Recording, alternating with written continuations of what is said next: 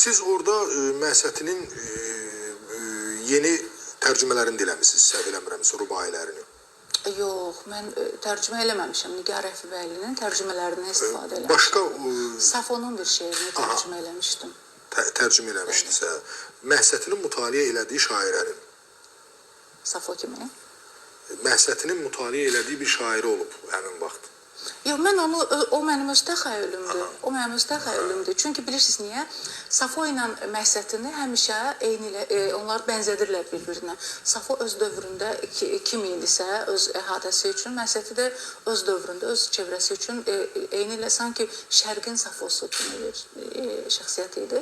Ona görə də mən onları zaman olaraq qarşılaşdıra bilməzdim və mən onları Sultan Səncər vasitəsilə sanki istədim belə bir görüşlərini təşkil edəsiniz.